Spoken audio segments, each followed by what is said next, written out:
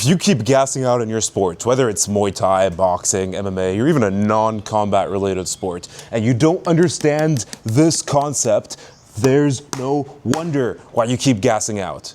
Dude, here's what we're gonna do today, man. I'm gonna break down to you exactly how to improve your gas tank. We're gonna break it down in 3 simple steps. I'm going to explain everything you need to know in terms of how to train each cardio system. I'm gonna explain everything you need to know in terms of how to layer it, how to time it, everything you need to know about improving your gas tank, I'm gonna explain to you in this video. Why should you listen to me? Because my name is Alex, first of all. I'm an ex-10-year-long smoker turned Muay Thai fighter. I smoked from the age of 13 all the way to 23, and let me tell you, I had the worst cardio, the worst. I wasn't even that athletic. I did some sports when I was growing up as a teenager as well, but I wasn't like the most athletic person. But this year alone, in the last 12 months, I've done a total of 9 Muay Thai fights. 9 fights, right? Which is, a significant amount.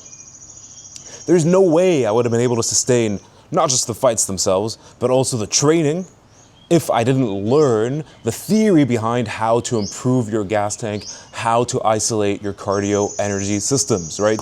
Because as you'll see from what's on this table here, cardio isn't just cardio. You can actually break it down in 3 separate energy systems. And just how bodybuilders have like a leg day where they only isolate their legs, or an arm day where they only isolate the bicep and they just do a bunch of reps alone on the bicep.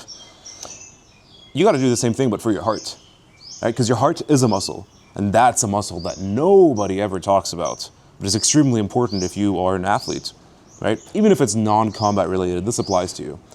Muay Thai just happens to be the choice, my sport of choice. There's a reason why this isn't a pyramid. All the way at the bottom, in blue, with the biggest block, we have the aerobic system. Why is this the biggest one and why is it in blue? Your aerobic system is your recovery bar. So it's how fast you're able to recover in between training sessions, in between rounds, right? If we're talking Muay Thai or boxing or MMA, how fast you recover in between each round, and how fast you recover in between exchanges also, right? How do you work your aerobic system? You do it by doing low intensity, long duration exercise.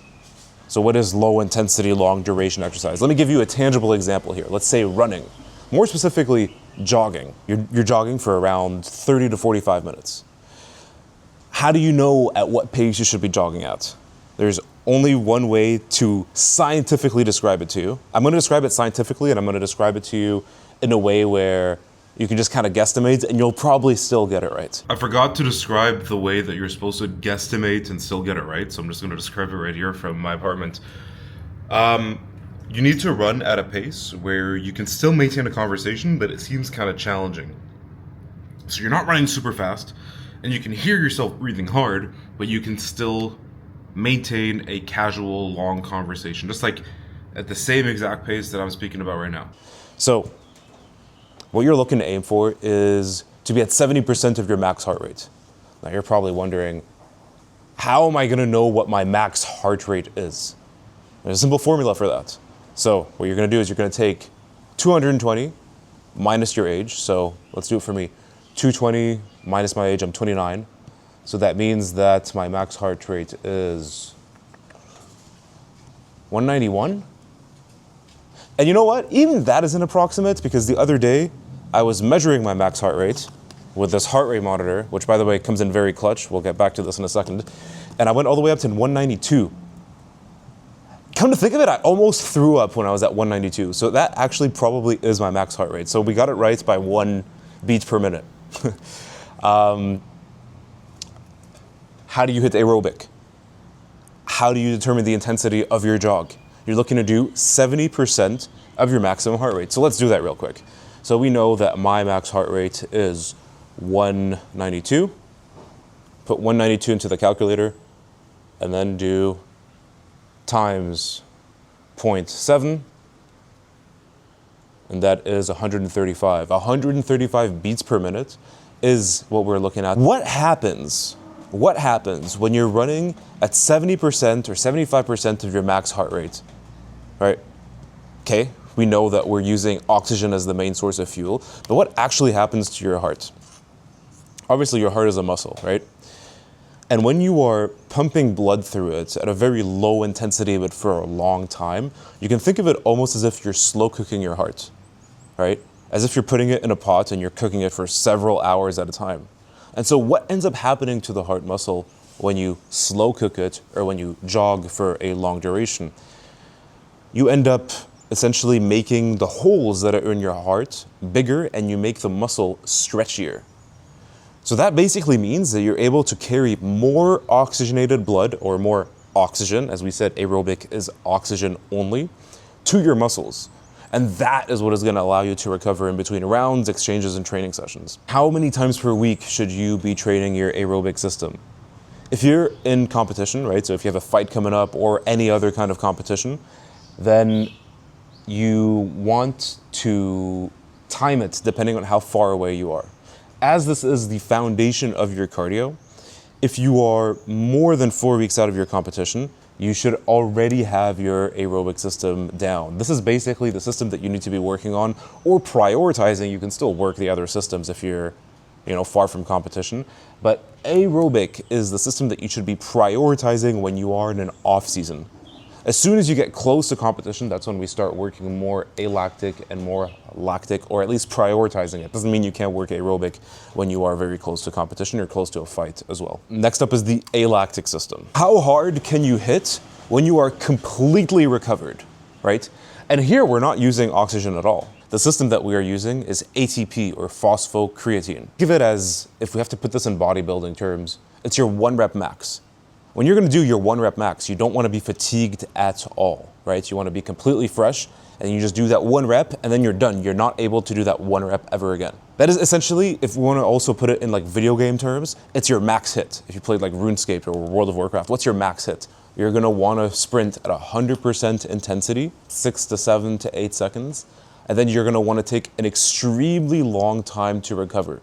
So between 90 seconds, maybe even 2 minutes, maybe even longer, right? The idea here, again, is since we're looking to improve our max hit, we want to be completely fresh every time we do a set, so that way we truly are operating at a max intensity. And the reason why the sprint is so short is because we don't want to put ourselves in any kind of energy debt, and we don't want to push through and start working into a different energy system, which is the lactic system, by the way. That's the one we get into next. We want to make sure that we are completely fresh every time we enter a new set. Last but not least, we got the lactic system. And the lactic system is by far the most painful energy system that exists because, like the name suggests, lactic, it's when you have a bunch of lactic acid that's built up in your body. You know that like heavy limb sensation when you're completely gassed out and your chest and your arms and your legs burn? That's lactic acid. And so lactic acid refers to what extent are you able to handle that pain, that burn, and continue pushing through. In the lactic system, it's the glycolytic system. We are using glycogen. So essentially, when you are no longer using oxygen, when you are no longer using your max hit, you're pushing through that, right? You now start using sugars in your body, right? Glycogen. That's the lactic system, because you are essentially operating at a very high intensity, almost at max power, but you're enduring it over time. So it's to what extent are you able to push through fatigue when you're almost or completely gassed out? That's the lactic system. Now, how do you work the lactic system? Something to note is that you shouldn't prioritize the lactic system when you are too far away from the competition. Here's the reason why. Your aerobic system, again, your foundation, think of it almost like a water dam. When you work the aerobic system, you basically have this really big water dam, and you keep filling it with water, keep filling it with water, keep filling it with water. And then eventually it becomes really full, and then you have a really big energy/recovery bar, right? But if you start working the lactic system a little bit too early, the lactic system is almost like a hole in the dam. And when you work your lactic system, you make the hole bigger and bigger and bigger, and therefore you're able to burst through with more power. You know, the bigger the hole is, the more water or energy you're able to put out of it. But the issue is that if you work your lactic system too early, then you're going to be leaking energy a little bit too much from the aerobic system. So working lactic too early takes away from your aerobic system altogether. How do you work the lactic system? Well, it's a matter of pushing through fatigue, right? So very similar to the alactic system, where you're looking to operate at 100% intensity, instead of taking very long breaks to make sure you're fully recovered, you want to make sure that you are not fully recovered. So I'll give you an example. 15 seconds on, 15 seconds completely off, repeated 10 times. That too is you pushing through fatigue, you creating that burn, you building tolerance to that burn, and that's the lactic system. All right, guys, that wraps it up for the cardio video. Thank you for watching. If you found this useful, feel free to go ahead and subscribe, or you're interested in my journey as an ex-smoker turned fighter, living out here in Thailand, pursuing Muay Thai full time. Whatever it may be, feel free to check out my other videos on my channel. I'll catch you guys later.